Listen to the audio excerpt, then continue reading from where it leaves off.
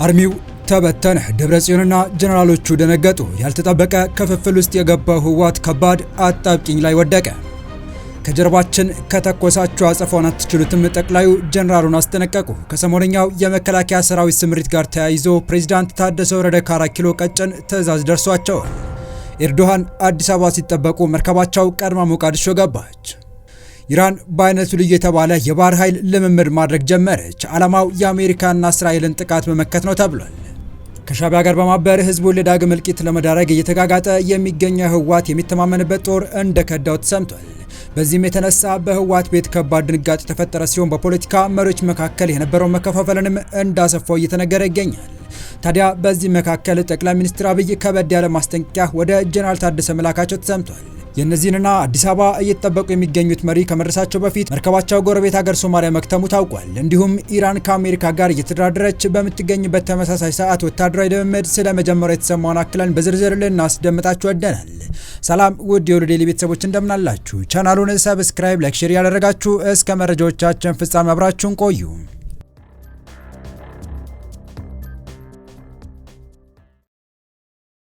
የህወሓት ቀኝ እጅ የሆነው ጦር አርሚ 42 መበተኑ ተገለጸ። የህወሓት ከፍተኛ መሪዎች ከፍተኛ ተስፋ ይጣሉበት እንደ ስፔሻል ኮማንዶ ተዋጊ ኃይል የሚያዩት አርሚ 42 በከባድ መከፋፈልና መበታተን ላይ እንደሚገኝ ተገልጿል።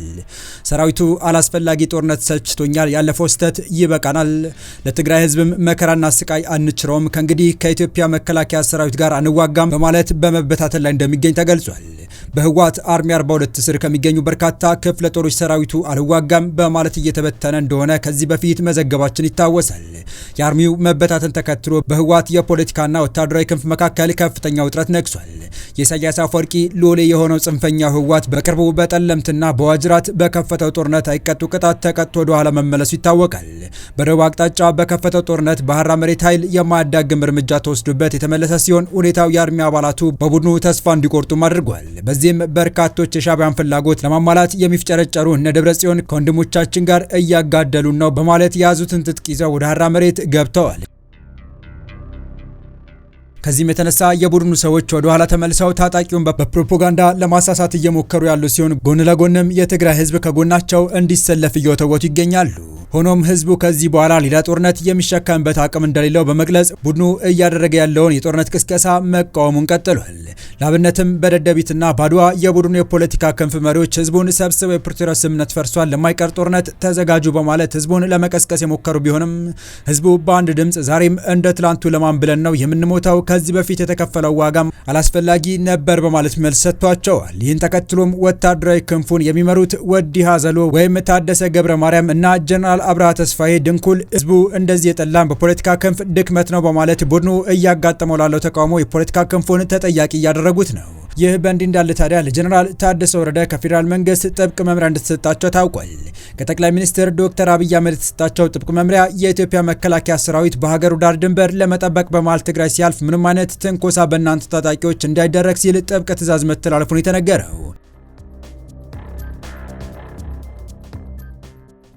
በሌላ በኩል የፋኖ የህወሓትና የሻዕቢያ ጥምር ጦር በራያ አላማጣ ከተማ በጋራ መሰለፋቸው የመረጃ ምንጮች ያረጋገጡ ሲሆን በቀጠናው ውስጥ የሻዕቢያ ሰራዊት መኖሩ ነገሮች ወዳልተፈለገ ግጭትና ጦርነት እንዳያምራ ስጋትን ፈጥሯል። የሀገር መከላከያ ሰራዊት የተሰጠውን የሀገርን ዳር ድንበር የመጠበቅ ሙሉ ኃላፊነት ይዞ ወደ ትግራይ ክልል ከተሞች ይንቀሳቀሳል የተባለ ሲሆን ሰላም ወዳዱ የትግራይ ህዝብም የሀገር መከላከያ ሰራዊትን በሰላም ተቀብሎ በሰላም በፍቅር ወደ ዳር ድንበር ያደርሳል ተብሎ ይጠበቃል። በቀጣይ መረጃ የቱርክ ፕሬዝዳንት ረሲፕ ጣይብ ኤርዶጋን ነገ ወደ አዲስ አበባ እንደሚመጡ ተረጋግጧል። ፕሬዝዳንቱ ወደ ኢትዮጵያ የሚመጡት የአረብ ኤምሬትስ ጉዟቸው በድንገት በተሰረዘ ማግስት ሲሆን ቀይዋ መርከባቸው ቀድማ ሞቃዲሾ መንገድ መጀመሯ ደግሞ ትኩረት ስቧል።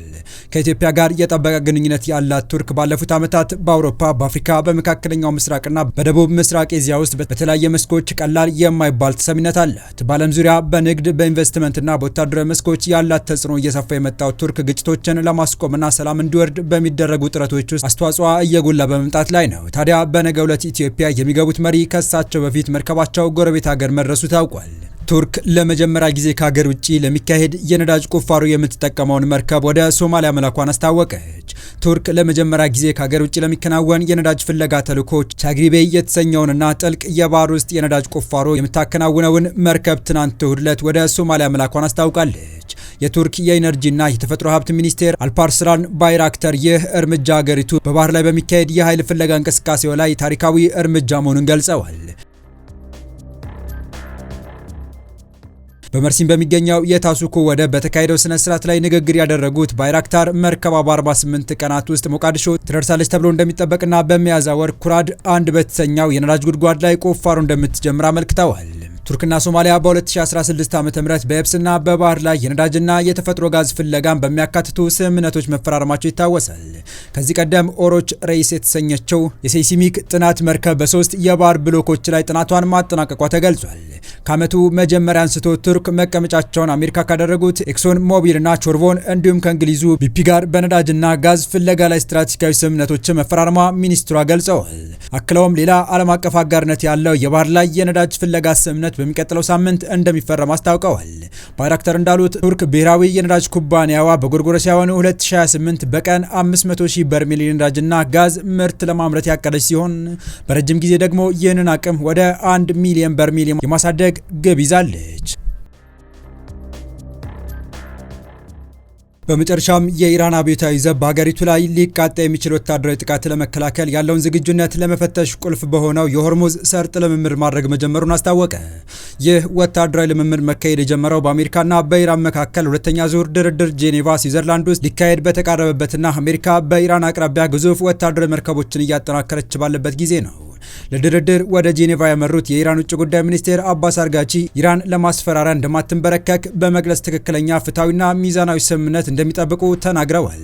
የእስራኤሉ ጠቅላይ ሚኒስትር ቤንያሚን ኔታንያሁ ኢራን እስካሁን ያዳበረችውን ለኒውክሌር ጦር መሳሪያ ሊውሉ የሚችሉ የዩራኒየም ውጤቶችንና የማብላያ ማዕከላቷን በሙሉ ማስወገድ እንዳለባት አስጠንቅቀዋል። ከእስራኤል ማስጠንቀቂያ በፊትም ኢራን ከአሜሪካ ጋር የኒውክሌር ስምምነት ላይ በመድረስ ሁለቱንም ሀገራት በምጣኔ ሀብት ተጠቃሚ የሚያደርግ መንገድ የመከተል እቅድ እንዳላት አንድ ኢራናዊ ዲፕሎማት ተናግረው እንደነበር የሚታወስ ነው። ሮይተርስ የዜና ወኪል እንደዘገበው ዲፕሎማቱ የኢራንን አቋም ያስታወቁት ከአሜሪካ ጋር ሁለተኛ ዙር ውይይት ከመደረጉ ከቀናት በፊት ነው። ከዚህ ቀደም የተደረገው ውይይት ሁለቱ ባላንጣ ሀገራት በቴህራን የኒውክሌር መርሃ ግብር ላይ ያላቸውን ልዩነት ለማጥበብና ግጭት ለማስወገድ የሞከሩበት እንደነበረ ተዘግቧል። የአሜሪካ ባለስልጣናት ለሮይተርስ እንደተናገሩት አሜሪካ ሁለተኛውን ግዙፍ የጦር መርከብ ወደ ቀጠናው ያስጠጋች ሲሆን አገራቱ ስምምነት ላይ የማይደርሱ ከሆነ ወታደራዊ እርምጃ ሊወሰድ ይችላል። የአሜሪካ የውጭ ጉዳይ ሚኒስቴር ማርኮ ሩቢዮ በጋዜጣዊ መግለጫ ላይ ባደረጉት ንግግር እንዳሉት ፕሬዚዳንት ዶናልድ ትራምፕ ምርጫቸው በዲፕሎማሲና ድርድር እልባት ማግኘት ነው። ከኢራን ጋር ስምምነት ላይ መድረስ የቻለ ባይኖርም እንሞክራለን ሲሉ ማርኮ ሩቢዮ ተናግረዋል። አሜሪካ ኢራን ላይ እርምጃ ከወሰደች ኢራን በምላሹ በመካከለኛው ምስራቅ የሚገኙ የአሜሪካ ወታደራዊ መቀመጫ ላይ ጥቃት እንደምትሰነዝር ዝታለች። ትላንት ግን ኢራን የተለሳለሰ አቋም አንጸባርቃለች። በኢራን የውጭ ጉዳይ ሚኒስቴር ውስጥ የምጣኔ ሀብት ዲፕሎማሲ ምክትል ዳይሬክተር ሐሚድ ጋምባሪ ስምምነቱ ዘላቂነት እንዲኖረው አሜሪካን በምጣኔ ሀብት ተጠቃሚ መሆን አለባት ብለዋል። በነዳጅ በማዕድንና በአየር ጦር መሳሪያ ግዢም ያሉን የጋራ ፍላጎቶች የድርድሩ አካል ናቸው ሲሉም የሀገራቸውን አቋም ይፋ አድርገዋል። በአውሮፓውያኑ በ2015 የተፈረመው የኒውክሌር ስምምነት የአሜሪካን ጥቅም ያስጠበቀ እንዳልሆነ አክለዋል። ትራምፕ በ2018 አሜሪካን ከስምምነቱ ማስወጣታቸው ይታወሳል። ታዲያ አሁን ኢራንና አሜሪካ ወደ ስምምነት ለመድረስ የሚችሉበትን መንገድ እየፈለጉ በሚገኝበት በዚህ ወቅትና አሜሪካ ኢራን በምታካሄደው የኒውክሌር መርሃ ግብር ምክንያት ጫና እያበረታችባት ባለበት በአሁኑ ሰዓት ግዙፍ የጦር መርከቦችን በኢራን ዙሪያ እያሰማራች ነው። የቢቢሲ የመረጃ አጣሪ ቡድን ቢቢሲ ቬሪፋይ በመካከለኛው ምስራቅ በተለይም በኢራን አቅራቢያ እየተጠናከረ ያለውን የአሜሪካ ወታደራዊ ኃይል በቅርበት እየተከታተለ ነው። ከ3 ሳምንታት በፊት የአሜሪካ ግዙፍ የጦር አውሮፕላን ተሸካሚ የጦር መርከብ ወደ ባህር ሰላጤው አካባቢ መድረሱ ከተዘገበ በኋላ ቢቢሲ ትናንት እሁድ በተነሳ የሳተላይት ምስል አማካኝነት መርከቡ የት እንደሚገኝ አረጋግጧል። መርከቡ ወደ አካባቢው ከተሰማራ ከ3 ሳምንታት በላይ ቢሆንም እስከ ትናንት ድረስ ግን ከሳተላይት የምስል እይታ ውጭ ሆኖ ቆይቶ ነበር። በብዛት የመርከቦችን ቦታ ለመለየት ከሚውለው ከተባለውና ዩሮፒያን ሴንቲኔል-2 ከተባለው ለህዝብ ይፋ ከሆነው ሳተላይት የተገኘ ምስልን በመጠቀም ባደረገው ማጣራት አብርሃም ሊንከን የጦር መርከብ ከኢራቅ አቅራቢያ ከኦማን የባህር ዳርቻ 240 ኪሎ ሜትሮች ርቀት ላይ እንዳለ ቢቢሲ አረጋግጧል። የተወደዳችሁ የቻናላችን ቤተሰቦች ለአሁኑ ለእናንተ ይመጥናሉ ብታደምጧቸው ታተርፉባቸዋላችሁ ብለን የመረጥንላችሁ ዕለታዊ መረጃዎቻችን እስካሁን ያደመጣችኋቸው ነበሩ። በተመሳሳይ ሀገራዊና ቀጠናዊ ጉዳዮች እንዲሁም ዓለም አቀፋዊ የጂኦፖለቲካ ወታደራዊና አነጋጋሪ ክስተቶችን ለበለት ተከታትለን በትኩስ ይዘን እንደምንቀርብ እያሳወቅን የቻናሉ ቤተሰብ ካልናችሁ ሰብስክራይብ፣ ቪዲዮን ላይክ እና ሼር በማድረግ ተደራሽነታችን ታሰፉ ዘንድ አክብሮታዊ ግብዣችን ነው። አበቃን። ሰናይ ጊዜን ተመኘን።